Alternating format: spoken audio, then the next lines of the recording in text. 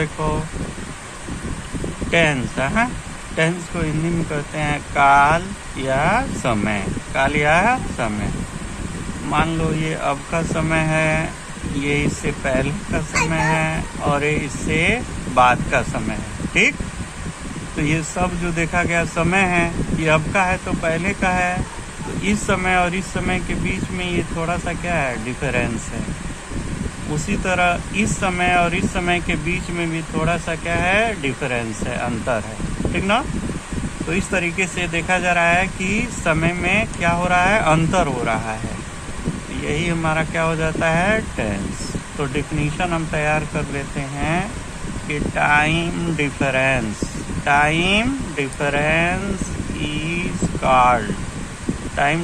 Is called tense. Time difference is called tense means समयांतराल ही काल कहलाता है। समयांतराल ही काल कहलाता है। अब देखो, अभी देखा गया एक समय, ये अभी का, ये पहले का, ये बाद का। कुल कितने प्रकार का ये हमको टाइम दिख रहा है, 3। इस आधार पे ये हमारा जो हो जाता है काइंड्स ऑफ टेंस। ये जो होता है हमारा, ये 3 प्रकार का। पहला जो हो गया, इसको हम कहते हैं प्रेजेंट टेंस। इसको हम हिंदी में बोलते हैं वर्तमान काल। ये इंडिकेट्स करता है time that is running.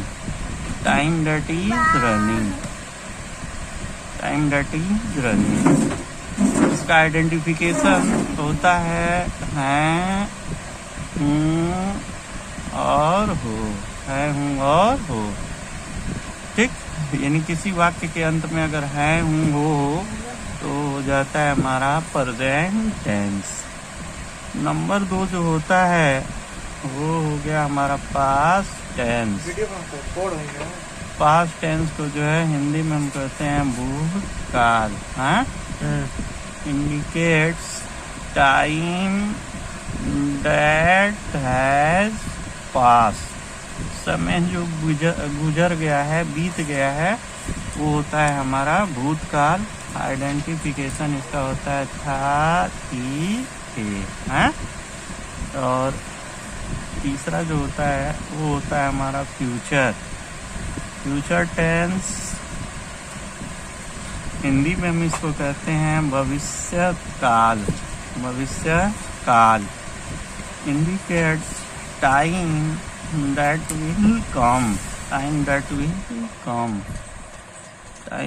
Will come. इसका आइडेंटिफिकेशन होता है गा, गी और गे। गागी गे। ठीक ना। तो ये टेंस के प्रकार हो गए। अब हमको देखना होता है forms of tense. Every forms of tense has 4 forms. Every tense has 4 forms. Means प्रत्येक टेंस के 4 भाग होते हैं। प्रत्येक टेंस के 4 भाग होते हैं। पहले को हम हिंदी में अंग्रेजी में बोलते हैं इंडेफिनिट। हिंदी में इसको हम बोलते हैं अनिश्चित। दूसरा जो होता है हमारा कॉन्टिन्यूअस,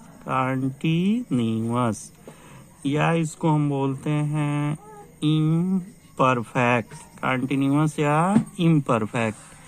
हिंदी में बोलते हैं अपूर्ण। और तीसरा जो हमारा होता है परफेक्ट, हिंदी में बोलते हैं पूर्ण। और चौथा जो होता है परफेक्ट कॉन्टिन्यूअस। परफेक्ट कंटिन्यूअस, पूर्ण अपूर्ण, पूर्ण अपूर्ण। अब every tense has 4 form, means present tense के भी 4 फॉर्म, पास्ट के भी, फ्यूचर भी। जैसे present indefinite, present continuous, present perfect continuous. उसी तरह पास्ट के भी हो गए और उसी तरह फ्यूचर के। देखो टेंसों में पहला टेंस हो गया प्रेजेंट, और फॉर्मों में जो है पहला फॉर्म हो गया इंडेफिनिट। इस तरीके से पहला टेंस हमारा बन के तैयार होता है present indefinite tense. Present indefinite tense. प्रेजेंट को हिंदी में हम कहते हैं वर्तमान, इंडेफिनिट को अनिश्चित, और टेंस को कहते हैं काल। इस तरीके से हम इसको सही रूप में लिखते हैं अनिश्चित, अनिश्चित वर्तमान काल, अनिश्चित वर्तमान काल। पहचान, अंग्रेजी में इसको हम बोलते हैं आइडेंटिफिकेशन, आइडेंटिफिकेशन। आइडेंटिफिकेशन में हम लिखेंगे कि इस काल के हिंदी वाक्यों के, क्रियाओं के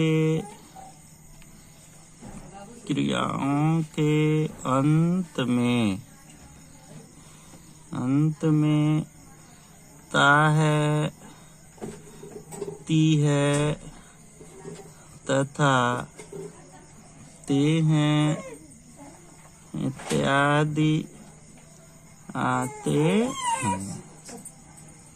एग्जाम्पल देखिए, मान लो एक सेंटेंस हम ले लिए कि राम स्कूल जाता है, सीता गीत गाती है, लड़के फुटबॉल खेलते हैं। इस तरीके से अनुवाद बनाते समय हमको ध्यान रखना चाहिए कि अगर कोई भी आपसे जो है 10 के स्पीड में जो है पूछ रहा है अनुवाद, तो आप 20 के स्पीड में जवाब देते हैं और आपका रिजल्ट गलत आ जाता है। इसलिए आवश्यक है कि सबसे पहले आप उसको जो है 5 के स्पीड में पुनः आप उसी से जो है पूछिए कि सर क्या पूछे हैं। राम स्कूल जाता है, सीता गीत गाती है, लड़के फुटबॉल खेलते हैं। इस तरीके से आपको एक क्लू मिल जाएगा कि ये ऐसा वाक्य है जिसके अंत में ता है, ती है, ते है आए हैं। तो ऐसे वाक्यों का अनुवाद बनाने के लिए हमारा rule of translation, in short we can say ROT। आगे हम रूल ऑफ ट्रांसलेशन को ROT के नाम से जानेंगे। तो इसका रूल ऑफ ट्रांसलेशन अनुवाद का जो नियम होता है, सबसे पहले हम सब्जेक्ट, उसके बाद first form of the verb, यानी subject plus first form of the verb plus S/ES और प्लस ऑब्जेक्ट। ऑब्जेक्ट के बाद अदर वर्ड्स जो होते हैं हम लिखते रहते हैं, कोई दिक्कत नहीं होता है। अब देखो पहला हमारा एग्जाम्पल है कि राम स्कूल जाता है। जब हम इसको ट्रांसलेट करने जाते हैं तो सबसे पहले सब्जेक्ट यानी कर्ता जो काम को करता है, तो इसमें काम करने वाला कौन है? राम। तो हम लिख दिए राम। अब first form of the verb जो क्रिया है, तो राम स्कूल जाता है यानी क्रिया जाना है, जाना का फर्स्ट फॉर्म हम क्या लिख देंगे? गो। अब सवाल आया कि इसमें एस या ईएस जोड़ें कि नहीं जोड़ें, एस जोड़ें कि ईएस जोड़ें। सबसे पहले सवाल उठा कि जोड़े तो क्यों जोड़े, नहीं जोड़े तो क्यों नहीं जोड़े। तो देखिए इसके लिए हम बता रहे हैं आपको अनुवाद सही होने का नियम। अनुवाद सही होने का नियम। किसी भी विषय का अनुवाद होता है, उसके सही होने के कुछ शर्त होते हैं। जैसे मान लो सही होने का नियम यानी जो है कर्ता और ये हमारा हो गया क्रिया। चाहे संस्कृत का अनुवाद हो चाहे इंग्लिश का अनुवाद हो, तब ये सही होता है जब हमारा कर्ता अगर एक वचन हो, यानी सब्जेक्ट अगर हमारा सिंगुलर हो तो वर्ब भी हमारा सिंगुलर यानी एक वचन ही होना चाहिए। अगर सब्जेक्ट हमारा प्लूरल हो तो वर्ब भी हमारा जो है प्लूरल यानी बहुवचन ही होना चाहिए। इन्हीं दोनों में कॉम्बिनेशन बना होना चाहिए, तब हमारा ये अनुवाद क्या होता है, सही। इस तरीके से हम लोगों ने देखा कि अनुवाद तभी सही होगा जब कर्ता एक वचन तो क्रिया भी एक वचन, और कर्ता बहुवचन तो क्रिया भी बहुवचन। तो अब हमको देखना है कि राम स्कूल जाता है, इसके साथ क्रिया में एस या ईएस हम जोड़ें कि नहीं जोड़ें। इसके लिए हम आपको ले चलते हैं राम के पास। पूछें कि बाबू बताओ राम क्या है, सिंगुलर है कि प्लूरल है? तो आप बताएंगे कि सिंगुलर है यानी एक वचन है। ठीक है। अब हम पूछे आपसे कि बताइए गो जो क्रिया का फर्स्ट फॉर्म है ये कौन सा है, सिंगुलर है कि प्लूरल है? तो आप बोलेंगे कि प्लूरल है यानी बहुवचन है, क्योंकि अंग्रेजी में सभी क्रियाएं मुख्य रूप से यानी first form of the verb जो होते हैं वो सब के सब बहुवचन में होते हैं, प्लूरल फॉर्म में होते हैं। इनको एक वचन बनाने के लिए इनमें एस या ईएस क्या किया जाता है, जोड़ा जाता है। तो अब हम यहाँ देख रहे हैं कि कर्ता हमारा एक वचन हो गया और क्रिया हमारा बहुवचन हो गया। इस तरीके से हम देखें कि कर्ता और क्रिया में कोई ये कॉम्बिनेशन नहीं है, इसलिए हमारा अनुवाद क्या है, गलत है। क्योंकि कर्ता एक वचन है तो क्रिया भी कौन वचन होनी चाहिए, एक वचन। अब इस क्रिया को अब देखें, जरा ध्यान दें, अंग्रेजी में जो है हम नाउन का सिंगुलर से प्लूरल बनाते हैं और वर्ब का प्लूरल से सिंगुलर बनाते हैं। तो अब इस क्रिया को बहुवचन से एक वचन बनाने के लिए हम इसमें एस या ईएस जो उचित होता है क्या करते हैं, जोड़ देते हैं। तो इसके अंत में ओ है तो इसलिए इसमें हम क्या जोड़ देंगे, ईएस। तो बहुवचन में जब हम ईएस जोड़ दिए तो ये हमारा कौन वचन बन गया, एक वचन। अब देखिए अब कर्ता भी एक वचन हो गया और क्रिया भी एक वचन हो गया। अब हमारा अनुवाद क्या हो गया, सही हो गया। तो ये हो गया राम गोज टू स्कूल, और हमारा ये अनुवाद बन के क्या हो गया, कंप्लीट हो गया कि राम स्कूल जाता है। छोटे छोटे क्लासों में आपको बता दिया जाता है कि इसमें एस जोड़ते हैं, इसमें यस जोड़ते हैं, इसमें जोड़ते हैं, इसमें नहीं जोड़ते हैं। तो आपको पता नहीं जो है दिमाग पे ये बातें आ पाएंगी कि नहीं, याद रह पाएंगी कि नहीं। इसलिए हमारा ये फार्मूला अनुवाद सही होने के नियम पे आप ध्यान देंगे कि कर्ता एक वचन है तो क्रिया भी एक वचन की लगेगी, और क्रिया को बहुवचन से एक वचन बनाने के लिए उसमें एस या ईएस हम क्या करते हैं, जोड़ देते हैं। अब दूसरा एग्जाम्पल हमारा है सीता गीत गाती है। तो सब्जेक्ट सबसे पहले हम लिख दिए सीता। अब first form of the verb लिखना है। गाना का फर्स्ट फॉर्म जो होता है क्या हो गया, सिंग हो गया। अब देखिए, अब देखेंगे कि अनुवाद हमारा सही है कि गलत है। तो सबसे पहले देखेंगे सीता जो है कौन सब्जेक्ट है, सिंगुलर है, और सिंग जो है ये वर्ब जो है सिंगुलर है कि प्लूरल, तो प्लूरल हो गया। तो सब्जेक्ट एक वचन हो गया और वर्ब हमारा बहुवचन हो गया, अनुवाद गलत। अब सवाल आया कि इसको एक वचन बनाने के लिए हम एस जोड़ें कि ईयर। तो अंत में जी कॉन्सोनेंट है, इसलिए इसका जो है एक वचन बनाने के लिए इसमें हम क्या जोड़ देते हैं, एस। तो अब ये भी एक वचन हो गया, ये भी एक वचन हो गया, सीता सिंग्स, और ये सॉन्ग हमारा क्या हो गया, ऑब्जेक्ट, और हमारा सेंटेंस क्या हो गया, सही हो गया। तीसरे एग्जाम्पल में हम देख रहे हैं, लिखा है कि लड़के फुटबॉल खेलते हैं। तो लड़के फुटबॉल खेलते हैं तो सबसे पहले सब्जेक्ट कौन है, लड़के हैं। लड़के की अंग्रेजी हमारा क्या हो गया, बॉयज, ठीक ना, बॉयज हो गया। उसके बाद first form of the verb खेलना का जो है फर्स्ट फॉर्म क्या हो गया, प्ले। अब देखेंगे एस या ईएस जोड़ा जाएगा कि नहीं। तो सब्जेक्ट कौन वचन है इसमें, बॉयज बहुवचन, और प्ले क्रिया जो है कौन वचन है, बहुवचन।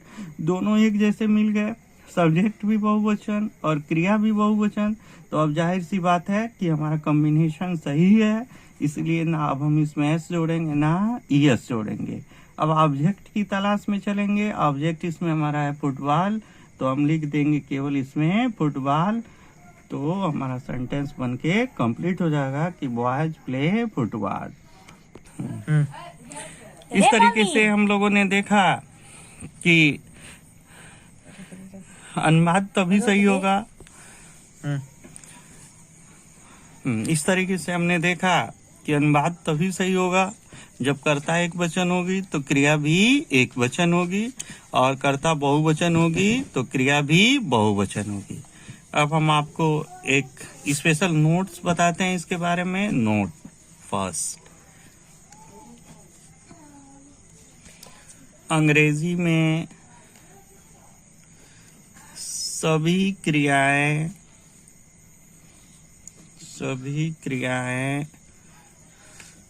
मुख्य रूप से बहुवचन में होती हैं, मुख्य रूप से बहुवचन में होती हैं। इनको एक वचन बनाने के लिए इनमें एस या ईएस जो उचित हो उसे जोड़ दिया जाता है। एस या ईएस जो उचित हो उसे जोड़ दिया जाता है। एज जैसे में हम आपको दिखा रहे हैं बहुवचन, नियम, एक वचन, बहुवचन, नियम और एक वचन।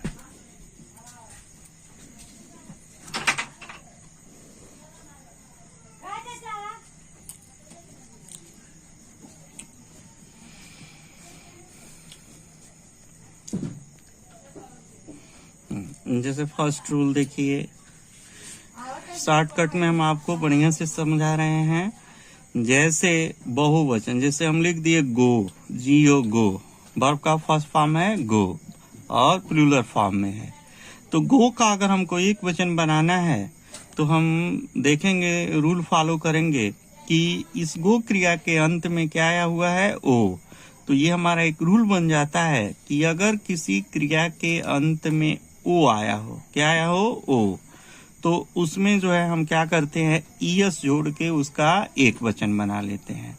तो जैसे गो का हमको एक वचन बनाना होगा तो गो में ईएस जोड़ देंगे तो क्या हो जाएगा, गोज। ये हमारा रूल नंबर 1 हो गया।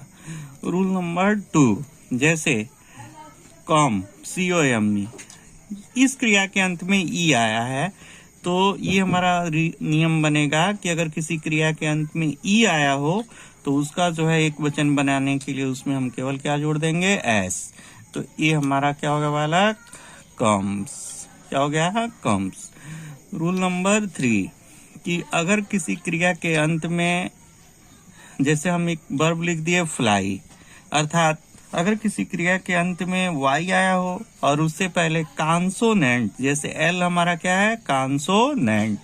जैसे अभी हमारा रूल बनेगा कि कांसोनेंट प्लस वाई अगर आया हो तो इस वाई के स्थान पे हम क्या लिख देते हैं, आई, और तब उसमें हम क्या जोड़ देते हैं बाबू, ईएस।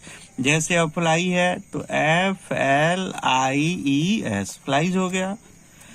मान लो हम कहें आपसे क्राई, CRY, तो अंत में वाई और उससे पहले आर हमारा क्या है, कांसोनेंट, तो वाई के स्थान पे आई लिख के उसमें क्या जोड़ देंगे, ईएस, तो क्राइज हो जाएगा।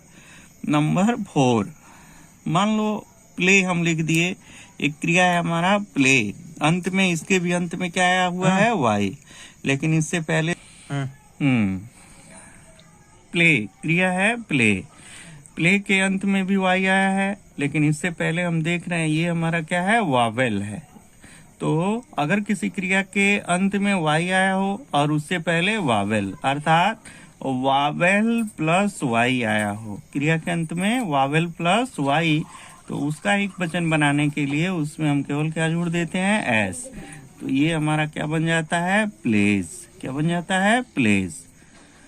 तो ये भी हमारा एक रूल बन गया। जैसे हम कहें कि से, यस से वाई, अंत में वाई और उससे पहले ये हमारा क्या है, वावेल, तो उसका अगर हमको बनाना होगा तो क्या हो जाएगा, सेज। यस से Y S, says. Rule number 5, जैसे मान लो हम लिख दिए टीच, TEACH, टीच। इसके लिए हम आपको एक रूल बता रहे हैं कि अगर किसी क्रिया के अंत में एस हो, डबल एस हो, SH हो, CH हो और क्या हो, एक्स हो, तो ऐसी क्रियाओं का भी एक वचन बनाने के लिए उनमें हम क्या जोड़ देते हैं, ES। जैसे अब टीच है हमारा, TEACH, अंत में CH आ गया तो इसमें हम क्या जोड़ देंगे, ES, तो टीचेज हो गया। क्या हो गया, टीचेज हो गया। जैसे वैक्स, VEX अगर हम कहें तो वैक्सेज हो जाएगा, VEXES, वैक्सेज हो गया। नंबर 6, अगर हम एक क्रिया लिख दिए सिंग, SING, सिंग, तो इसके अंत में हम देख रहे हैं जी हमारा क्या आ गया, कांसोनेंट।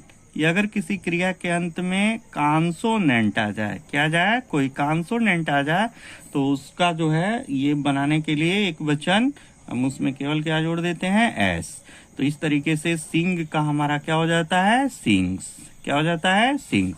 तो अगर किसी क्रिया के अंत में ये मतलब जो है कोई कांसोनेंट, जैसे हम मान लो CHLL आ गया, तो अंत में हम एल देख लिए कि जो है क्या है, कांसोनेंट है, तो एस क्या कर देंगे, जोड़ देंगे, तो ये हमारा हो जाएगा कॉल्स।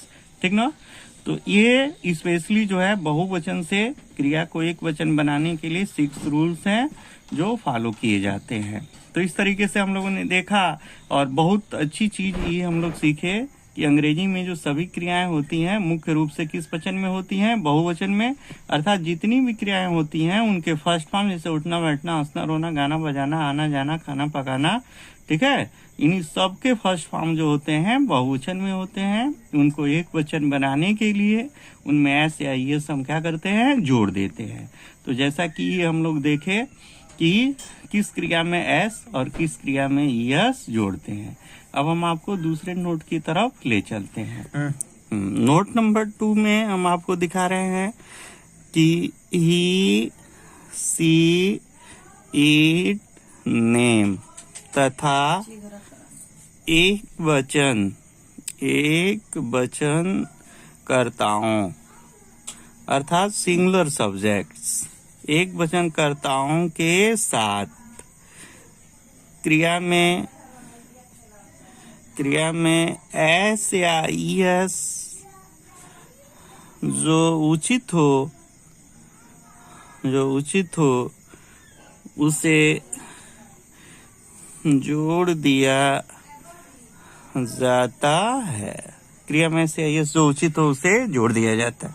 जैसे ही के साथ क्रिया में एस या ईएस हम जोड़ देंगे, सी के साथ, ईट के साथ, नेम मतलब किसी लड़के का नाम हो चाहे किसी लड़की का नाम हो, जैसे राम हो, सीता हो, रजिया हो, श्याम, मोहन हो, सोहन हो, तो उनके साथ भी क्रिया में एस या ईएस हम जोड़ देंगे।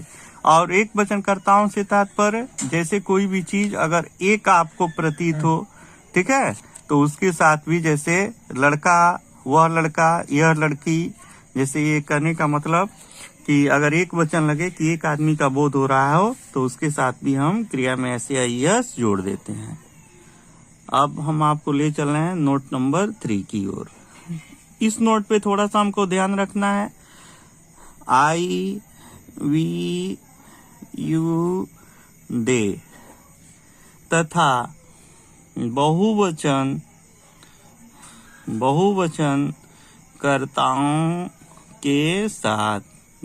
कर्ताओं के साथ क्रिया में एस या ईएस नहीं जोड़ा जाता है। क्रिया में एस या ईएस नहीं जोड़ा जाता है। अब देखो जैसे कि हम देखते हैं कि आई मीन्स मैं। ऐसे अब देखने में हमको लगता है कि आई जो है एक वचन है, वी माने हम, यू माने तुम या आप, दे माने वे। ऐसे देखने में लगता है कि ये सब एक एक लोगों का बोध कराता है, लेकिन ऐसा माना जाता है कि प्रेजेंट इंडेफिनिट टेंस में ये सब बहुवचन के रूप में प्रयुक्त किए जाते हैं। तो स्पेशली हम इन चारों को हमें याद रखना है कि आई अर्थ से हमको कोई मतलब नहीं है। इसको याद रखना है कि आई जो है इस टेंस में बहुवचन के रूप में जो है प्रयोग में लाया जाता है। अतः आई के साथ, वी के साथ, यू के साथ, दे के साथ और प्लूरल सब्जेक्ट्स यानी जैसे लड़के, लड़कियां, बकरियां, घोड़े, ये सब कौन वचन हो गए? बहुवचन हो गए। इनके साथ हम क्रिया में ऐसे एस नहीं जोड़ते हैं।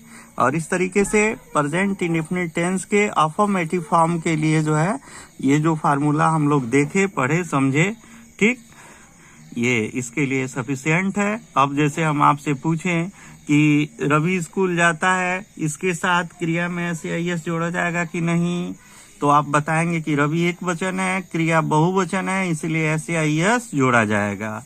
अब पूछें कि लड़के स्कूल जाते हैं, तो आप कहेंगे कि लड़के बहुवचन है, इसलिए क्रिया में ऐसे एस नहीं जोड़ा जाएगा। मैं स्कूल जाता हूं, तो आप समझेंगे कि आई जो है बहुवचन जैसा माना जाता है, इसलिए इसमें ऐसे एस नहीं जोड़ा जाएगा, ठीक ना। पूछा जाए कि बकरियां घास चरती हैं, तो बकरियां बहुवचन है, इसलिए क्रिया में ऐसे एस नहीं जोड़ा जाएगा। गाय दूध देती है, तो इसलिए समझा गया कि एक गाय का बोध हो रहा है, तो हम क्रिया में ऐसे एस जोड़ेंगे।